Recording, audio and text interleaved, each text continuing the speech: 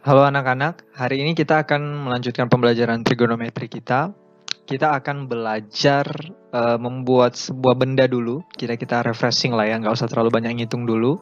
Kita akan belajar membuat benda yang berhubungan dengan pembelajaran kita trigonometri. Namanya adalah seperti yang bisa kamu baca, yaitu clinometer. Sebenarnya ini pernah kita bahas di beberapa soal. Kalau kamu ingat, clinometer adalah clinometer itu kita gunakan nanti untuk mengetahui besar sebuah sudut. Oke, coba kita lanjut dulu. Nah, kira-kira ini gambaran awal clinometer. Untuk cara pembuatannya nanti saja Mister jelaskan secara singkat dulu. Inilah clinometer. Ada bahan-bahannya, itu sedotan. Anggap saja itu sedotan. Oke. Kemudian ada busur derajat, boleh yang besar, boleh yang kecil. Lalu ada benang. Lalu yang terakhir adalah pemberat. Bisa batu, bisa apa aja. Yang penting cukup berat begitu. Ini kira-kira clinometer. Nah, yang Mister mau jelasin selanjutnya adalah kegunaan clinometer ini. Kenapa sih kita harus buat? Nah, clinometer itu kita gunakan untuk mengukur sebuah sudut. Sekali lagi, untuk mengetahui besar sebuah sudut. Oke, jadi misal kasus soalnya adalah Mister pengen tahu tinggi dari bangunan ini. Oke. Kemudian Mister berdiri dari jarak tertentu yang Mister bisa ukur, mungkin 4 meter, 5 meter.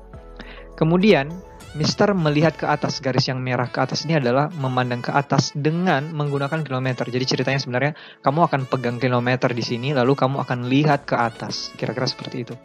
Lalu ini adalah garis maya, anggap saja garis maya. Kemudian, nah yang mau kita cari adalah ini, theta ini. Oke.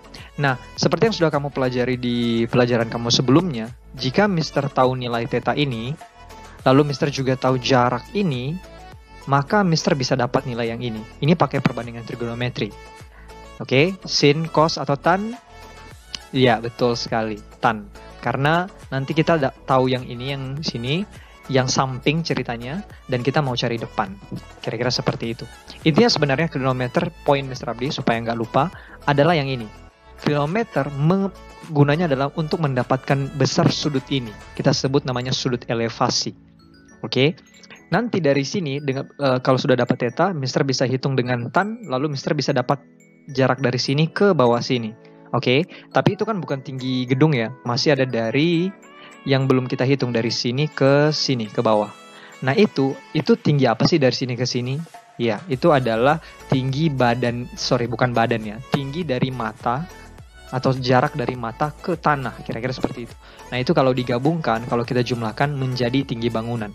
Kalau sudah dapat ini, lalu ukur jarak dari mata ke tanah, maka itu nanti dijumlahkan menjadi tinggi seluruh bangunan. Kira-kira seperti itu. Nah, bagaimana sih melihat sudut dari kilometer? Dari alat sederhana ini bagaimana melihatnya? Nah, kira-kira begini pandangan awal kita pertama ya. Kita menghadap lurus ke depan terhadap gedung yang mau kita hitung tingginya, atau pohon, atau tiang, atau apapun itu. Lalu Mister mendongak ke atas dan ya, kira-kira seperti ini.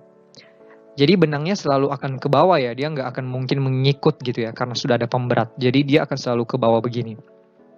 Nah, bagaimana menghitungnya? Cara menghitungnya adalah kita bayangkan kita punya garis lurus di sini. Oke, lalu Mister juga tarik lagi garis di sebelah sini. Bisa ya? Nah, supaya lebih mudah Mister perbesar. Nah, ini adalah theta yang mau kita cari sebenarnya. Mister perbesar, kira-kira gambarannya seperti ini.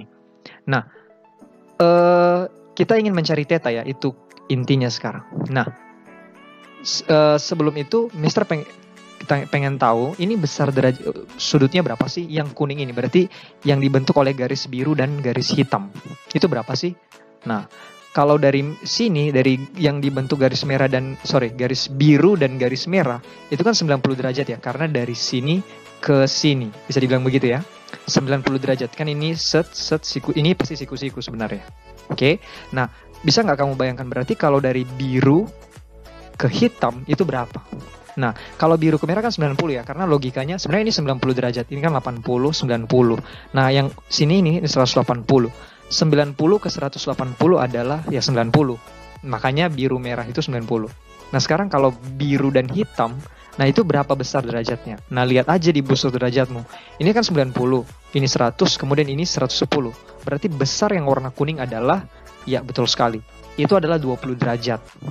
Oke, nah ini adalah 20 derajat. Nah setelah itu Mister pengen cari tahu yang ini.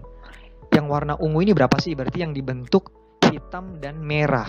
Oke, sekali lagi. Nah kalau biru sama merah 90, berarti hitam ke merah berapa? Ya berarti kalau kuning yang sudut kuning ini 20, maka yang ungu adalah 70 derajat. Supaya genap 90. Bisa ya? Nah, ini yang terakhir. Nah ini kan siku-siku, pasti ya. Ini bentuknya siku-siku yang di sebelah sini. Ini 90 derajat, oke? Lalu di sini 70 derajat. Berarti 90 tambah 70 adalah 160 derajat. Betul ya? Ini 160 derajat. Sedangkan kita ketahui bahwa segitiga siku-siku yang ini total sudutnya adalah 180 derajat. Berarti kesimpulannya, kalau ini 90, ini 70 dijumlahkan jadi 160, berarti ini theta ini berapa? Nah, theta ini adalah 180 dikurang 160, artinya 20 derajat. Nah, sebenarnya ketika kita melihat sudut dari klinometer, sebenarnya tidak akan serepot ini. Intinya sebenarnya, sudut theta ini akan sama dengan sudut yang warna kuning ini. Jadi ketika kamu dapat yang kuning ini 20 derajat, maka theta juga pasti 20 derajat. Nah, kalau kamu dapat kuning 50 derajat, maka yang theta di sini adalah 50 derajat juga. Oke? Mudah-mudahan bisa dimengerti ya. Jadi begitu cara menggunakan klinometer. Oke, semoga dimengerti. Semangat belajar ya.